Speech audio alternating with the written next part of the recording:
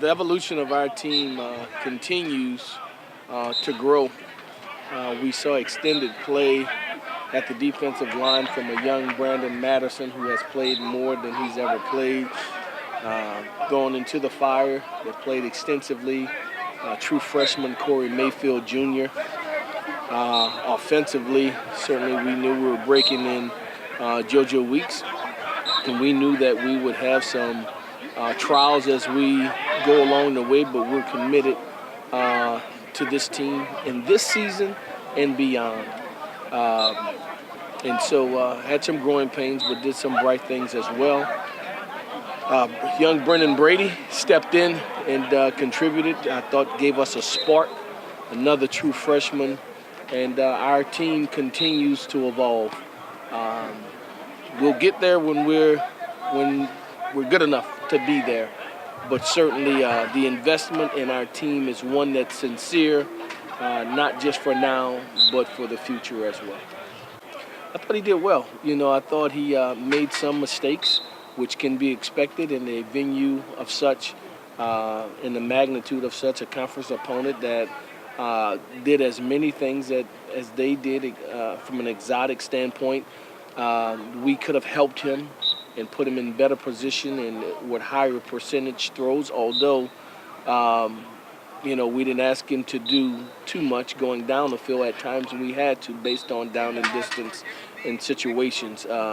But he was able to manage the game and make good decisions. He was able to take care of the football and get us into the right run play selection as well. Weekly progress. That the evaluation process is one that's ongoing. And that one that we look at in earnest. When we say those things of the depth chart being etched in sand, and that the things that you do matter, that your decision making, how you conduct your business, is always under review. And his was like everyone else, much like Brennan Brady or Brandon Madison or Corey Mayfield. We continue to try to find resolutions to give this team every opportunity to win. Well, you can say it in one sense, and then you look at these next four that we need, that we want, and the bye week couldn't come at a better time for recovery, for continued development of our football team.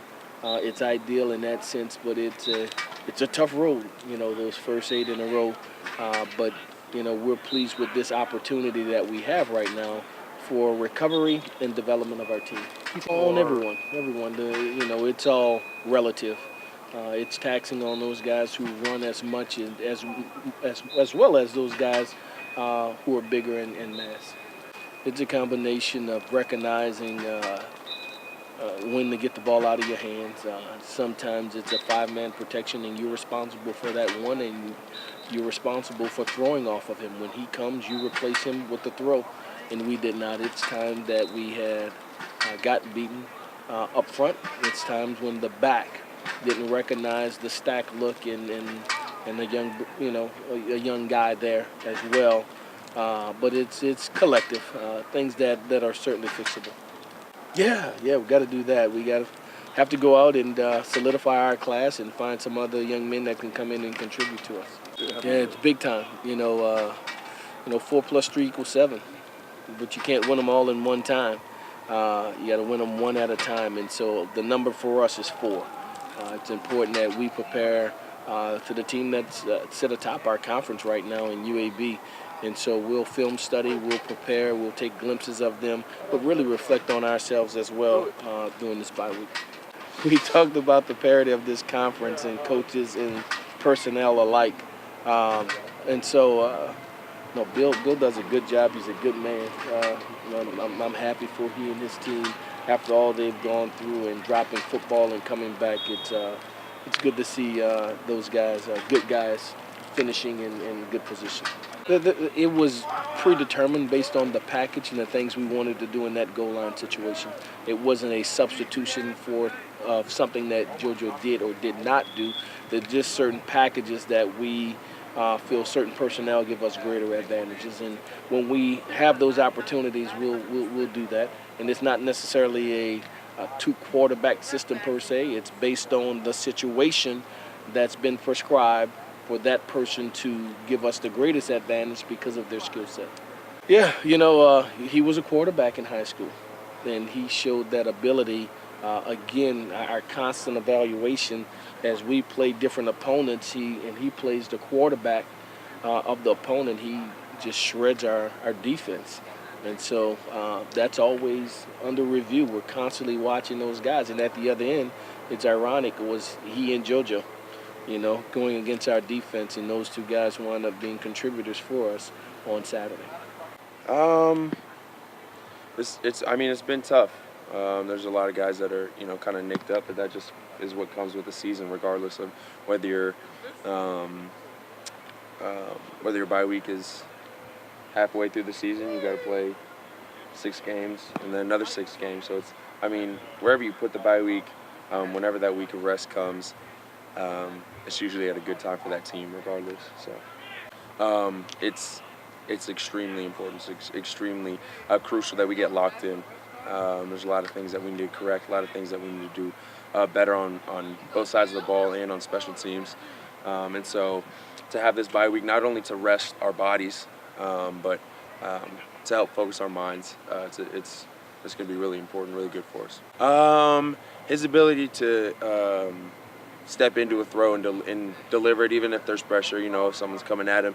A lot of the times young guys will, want to avoid that pressure at all times and want to avoid getting hit and not step into a throw, not be able to finish that throw all the way through. And I saw him step into a couple of throws when he had a guy coming up for pressure and had the potential to get hit. So that was a really good thing that I saw from him. Yeah, absolutely. Whoever the coaches decide to put back there, they're on our team. They're our guys. So, we don't do anything else but cheer for whoever's in there. And if it's JoJo, then we're behind him all the way. Yeah, I mean that tends to happen, especially when you're a true freshman. You're a quarterback. That's all eyes are on you regardless. It's a conference game. It was an important conference game, and it was on the road. So you add all those things up. I think he has the right to be a little nervous, have some nerves. That we got to do better. There are things that teams do, especially at the beginning of games. They tend to start fast on us, and we kind of dig ourselves in a hole. Going into halftime, it was 20-3, and so we were playing from behind the whole game. We were playing behind, and that's due to a fast start. They got out 6-0 in front of us, and then we're able to get in the end zone 2 times before halftime, and then then we started to pick it up, forced 3 turnovers in the second half, got that pick 6, and only allowed 1 more score that second half. But by then it's a little too late. But we just got to start fast and do our job. Our job is to hold the opponent to 1 less point than our offense scores. So we haven't been able to do that in the past 2 weeks, and that's something that we need to do a better job of. I guess the relaxed environment going into the bye week, we just kind of wanted to work on things that we didn't do so well in the game, and just trying to hone in on those things and get them right. Physically, I feel good, as best as I'm going to feel week 8 or week 9. So, and this bye week is much needed for not only me, but the entire team. So we're just trying to focus on getting healthy, yeah. Man, it felt really good. It felt really good. Nothing was going to keep me away from playing this week. So whatever it took, as far as treatment, rehab, things like that, whatever it took, I was going to play. And it felt really good. We have a lot of different things we can do now. He got his feet wet, and I think he did a good job for the most part, especially coming back in the second half, getting those nerves out. Yeah. I think he did a really good job, and I think this bye week will be good for him. And then going into UAB, I think he'll be even more knowledgeable of the offense than he already is, and I think it'll help us a lot. Yeah, I don't think a height was. I don't think that. I think he's a very good quarterback, and as long as he's confident back there throwing the ball and making his reads, I think he'll be good. What's the process like for you developing a relationship with the freshman quarterback and building that rapport? No process at all. This started in fall camp. We as a team, we're always together, and then as wide receiver quarterbacks, we're always talking to those guys on and off the field. So as far as like building camaraderie or chemistry with him, I don't think that was the case at all. It was just more so him getting a feel for the game speed, things like that, since he hadn't been playing. I think he's learning too. I'm as myself as one of the leaders of the offense. I'm trying to get him to understand that he has that ability to speak up and things like that. So I think it's growing. It's growing on him, but I think he's doing a good job handling it. I think we just got to focus on the small things. We have to execute. Like Coach always tells us, it only takes one person on offense for the whole play to go wrong. So I just think everyone just doing their 111, focusing on their job, so we can do the best job executing that we can. I think that's really our main. That's all our adversity right there, is doing our job.